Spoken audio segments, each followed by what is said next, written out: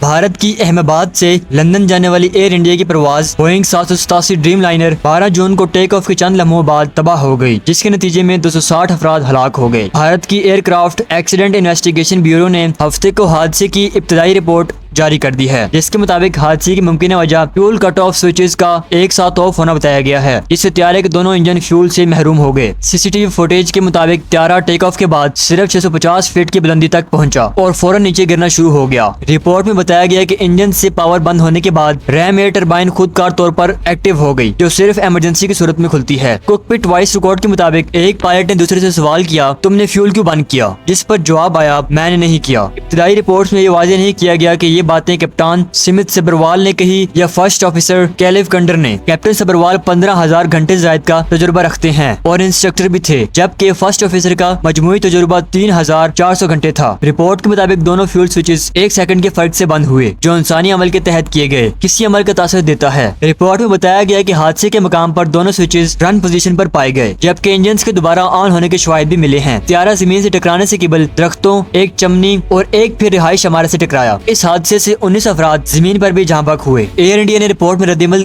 دیتے ہوئے کہا کہ وہ مکمل طور پر بھارتی حکام سے تعاون کر رہی ہے۔ بوئنگ اور جی ایرو اسپیس نے بھی تعاون جاری رکھنے کا اعلان کیا ہے۔ امریکی national transportation safety board administration نے کہا ہے کہ وہ تحقیقات کی روشنی میں ضروری اقدامات کریں گے۔ ابتدائی رپورٹ کے مطابق طیارے اور انجنز پر تمام لازمی حفاظتی ہدایات اور بلیٹن پہلے سے لاگو تھے۔ حکام کے مطابق حتمی رپورٹ 1 سال کے اندر جاری کی جائے گی، جس میں مزید تکنیکی اور انسانی عوام پر روشنی ڈالی جائے گی۔ دوسری جانب ایئر انڈیا پر یورپی یونین ایویشن سیفٹی ایجنسی کی جانب سے الگ انکوائری کا آغاز بھی کیا جا چکا ہے، جس کا تعلق ایئر انڈیا کے ایکسپریس کے مبینہ جعلی انجن سپورٹ سے ہے۔ بھارتی حکومت کا کہنا ہے کہ وہ ملک کو ایک عالمی ہوا بازی مرکز بنانے کے لیے پرعزم ہے، مگر اس حادثے نے ایئر انڈیا کی ساکھ اور ٹاٹا گروپ کے عزائم کو شدید دھچکا پہنچایا ہے۔ یہ تھا بھارت کے حالیہ فضائی حادثے پر ابتدائی رپورٹ کا خلاصہ۔ مزید تفصیلات کے لیے رپورٹ کا مکمل اجرا اور بین الاقوامی اداروں کے تحقیقات کا انتظار کیا جا رہا ہے۔ ملتے ہیں اگلی ویڈیو میں، تب تک کے لیے اللہ حافظ۔